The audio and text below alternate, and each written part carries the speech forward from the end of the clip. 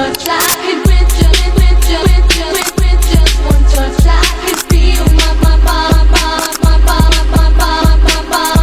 body giving. Menjelaskan tentang latar belakang dari PT Diamond. Nah, PT Diamond ini adalah perusahaan yang bergerak di bidang produk beku dan berbasis susu. Contohnya seperti es krim, keju, dan produk-produk lainnya. Nah, kualitas produk ini sangat dipengaruhi oleh suhu penyimpanan. Oleh sebab itu, analisis proses bisnis penting dilakukan untuk melihat kinerja perusahaan serta mengetahui peluang peningkatan efektivitas kerja. Nah, dalam menjalankan kegiatan operasionalnya, perusahaan sangat bergantung pada sistem distribusi yang efisien karena produk yang dihasilkan memerlukan suhu tertentu agar kualitas tetap terjaga hingga sampai ke konsumen. Tujuan dari perusahaan ini ada 3. Nah, yang pertama itu adalah untuk mengetahui secara jelas bagaimana alur proses bisnis yang berjalan di perusahaan. Yang kedua, untuk memberikan solusi atau saran perbaikan agar proses bisnis menjadi lebih efisien dan optimal.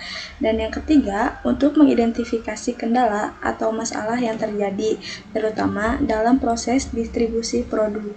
Profil perusahaan tersendiri yaitu adalah PT Diamond ini berdiri sejak tahun 1974 sebagai perusahaan penanaman modal asing atau PMA melalui kerjasama beberapa pihak. Nah, perusahaan ini sebagai perusahaan distribusi produk makanan dingin dan beku. Perusahaan ini menjangkau berbagai sektor seperti supermarket, minimarket, hotel, restoran, dan kafe. Fokus utama perusahaan adalah menjaga kualitas produk hingga sampai ke konsumen akhir. Status perusahaan ini entitas manufaktur utama dalam PT Diamond Food Indonesia. Di bagian alur proses bisnis, di pengadaan bahan baku PT Diamond Cold Storage, itu proses pengadaan bahan baku dimulai dari permintaan produksi, lalu diverifikasi purchasing. Jika disetujui, dibuat purchase order ke supplier. Setelah bahan dikirim, gudang memeriksa kesesuaian barang. Jika sesuai disimpan, dan jika tidak sesuai dapat ditolak. Proses penyimpanan bahan baku itu dimulai dari penerimaan bahan baku di gudang, lalu dilakukan pengecekan dokumen dan kualitas bersama quality control. Jika tidak sesuai, bahan ditolak. Jika sesuai, bahan disimpan, dan data inventaris diperbarui sehingga siap digunakan untuk produksi. Lalu ada proses produksi dimulai dari perencanaan jadwal dan persiapan resep. Lalu bahan baku dicampur sesuai formula.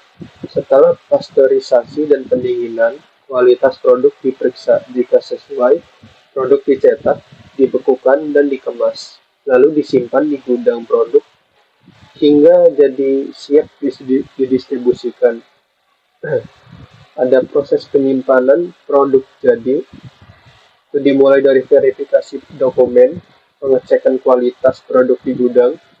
Lalu jika sesuai standar, produk diberi barcode, disimpan di cold storage, lalu inventaris diperbarui di sistem WMS, hingga produk tersimpan dengan aman. Ada proses manajemen stok, dimulai dari pengecekan dan review stok harian. Jika stok kurang, dibuat permintaan pembelian ke supplier. Setelah barang diterima, stok diperbarui di sistem dan manajer gudang membuat laporan stok untuk evaluasi. Proses pemesanan dimulai dari pelanggan melakukan order dan sales mengecek ketersediaan produk. Jika tersedia, dibuat sales order, lalu diproses gudang untuk pengecekan, pengemasan, dan pengiriman.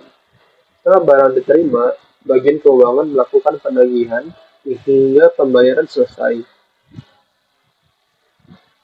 Lanjut, proses penjadwalan distribusi dimulai dari penerimaan permintaan pelanggan dan pengecekan validitas data. Jika valid, dilakukan perencanaan rute dan armada, lalu barang dipersiapkan, dimuat, dan dikirim hingga distribusi selesai dikonfirmasi. Lalu ada proses pengiriman produk dimulai dari penerimaan dan verifikasi order pelanggan. Setelah produk disiapkan, dicek kualitasnya, dan barang diserahkan ke bagian transportasi, dikirim hingga proses pengiriman selesai. Lalu ada proses monitoring. Pengiriman dimulai dari pengecekan status dan pemantauan posisi barang secara berkala. Jika terdapat kendala, dilakukan penanganan dan pembaruan status pengiriman. Lalu seluruh data disimpan dalam sistem hingga pengiriman selesai. Lanjut ke proses distribusi barang, dimulai dari pengiriman, menggunakan armada berpendingin, hingga barang diterima pelanggan. Setelah pelanggan memeriksa dan menyetujui kondisi barang, dilakukan tanda tangan bukti penerimaan, dan status pengiriman diperbarui menjadi selesai. Yang terakhir ada proses layanan pelanggan. Proses layanan pelanggan dimulai dari penerimaan pertanyaan atau keluhan pelanggan oleh customer service. Setelah diverifikasi, masalah diselesaikan langsung atau diteruskan ke tim terkait hingga solusi diberikan dan permasalahan selesai. Untuk justifikasi biaya dan efisiensi waktunya, di sini ada proses, waktu estimasi, biaya estimasi, efisiensi dengan teknologi. Nah, yang pertama ini ada pengadaan bahan baku. Nah, di sini tuh untuk estimasi waktunya 1-3 hari dengan biaya variatif tergantung volume. Nah, sistem digital membantu mempercepat pemesanan dan mengurangi kesalahan pencatatan. Dan untuk yang kedua, penyimpanan bahan baku. Nah, penyimpanan dilakukan secara real time menggunakan cold storage, sensor suhu otomatis membantu menjaga kualitas bahan baku dan mengurangi kerusakan. Dan yang ketiga ada produksi. Produksi membutuhkan waktu 4-8 jam dengan biaya tinggi karena mesin dan tenaga kerja. Otomatisasi mempercepat proses dan peningkatan konsistensi hasil. Dan yang keempat ada quality control. Nah, quality control itu membutuhkan waktu 1-2 jam. Standarisasi dan sistem digital membantu mempercepat pengecekan kualitas produk. Yang kelima ada pengemasan. Pengemasan ini membutuhkan waktu 2-4 jam. Mesin package meningkatkan efisiensi, kerapihan, dan mengurangi kesalahan manusia. Keenam ada penyimpanan produk. Nah, penyimpanan produk ini disimpan secara real time sekitar 430 per hari. Monitoring suhu membantu menjaga kualitas produk. Yang ketujuh adalah manajemen stok. Nah, manajemen stok ini menggunakan sistem ERP secara real time. Teknologi ERP meningkatkan akurasi data, menghindari kekurangan stok. Yang ke-8 ada pemesanan. Pemesanan ini hanya memerlukan waktu 10-30 menit. Sistem online membantu mempercepat proses. Yang ke-9 ada penjadwalan distribusi. Penjadwalan distribusi ini membutuhkan waktu 1-2 jam. Software routing membantu menentukan rute terbaik sehingga distribusi lebih efisien dan hemat waktu. Yang ke-10 ada pengiriman produk. Nah, produk ini pengiriman membutuhkan waktu sekitar 1 hari dengan biaya transportasi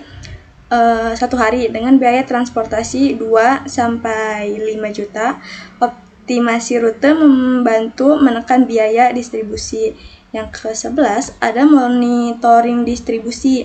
Nah, monitoring distribusi ini dilakukan secara real time menggunakan GPS dan IoT sehingga pengiriman lebih aman dan terkontrol. Dan yang terakhir ada layanan pelanggan. Layanan pelanggan ini CRM membantu memproses respon pelanggan dan meningkatkan kepuasan pelanggan. Kendala yang ditemukan. keterlambatan pengiriman. Itu sering terjadi karena delay dalam proses distribusi. Yang kedua ada resiko perubahan suhu selama distribusi. Produk makanan beku sangat sensitif. Suhu yang tidak stabil dapat menyebabkan kerusakan kualitas produk. Yang ketiga ada pengelolaan stok yang belum optimal. Stok belum terkelola dengan baik atau overstock atau stock out. Yang keempat ada human error. Kesalahan manual dalam pencatatan data, pengambilan barang, dan proses operasional yang masih bergantung pada sistem manual antar divisi. Yang kelima, monitoring yang belum real time. Kurangnya pemantauan suhu dan posisi pengiriman secara langsung. Yang terakhir ada efisiensi rute distribusi. Penentuan rute pengiriman belum optimal atau pemborosan waktu dan bahan-bahan. Kesimpulan, PT Diamond Cold Storage menunjukkan bahwa perusahaan telah memiliki sistem operasional yang terstruktur dengan baik, dimulai dari pengadaan bahan baku, proses produksi, quality control, penyimpanan dalam cold storage, hingga distribusi produk kepada pelanggan. Seluruh proses tersebut didukung oleh sistem cold chain yang berperan penting dalam menjaga kualitas produk makanan beku agar tetap sesuai standar hingga sampai ke tangan konsumen. Saran, PT Diamond Cold Storage perlu memperkuat digitalisasi dengan mengadopsi sistem otomasi penuh guna meminimalisir kesalahan manual serta mempercepat koordinasi antar divisi. Teknologi pemantauan suhu secara real-time yang terintegrasi pada setiap armada distribusi menjadi hal krusial demi menjamin kualitas produk tetap terjaga hingga ke tangan konsumen. Selain itu, perusahaan harus melakukan audit sistem manajemen secara berkala dan menyediakan infrastruktur cadangan operasional untuk mengantisipasi keadaan darurat yang didukung dengan pelatihan karyawan secara berkelanjutan agar standar efisiensi dan keamanan pangan tetap berada di tingkat optimal. I just had to let you know you're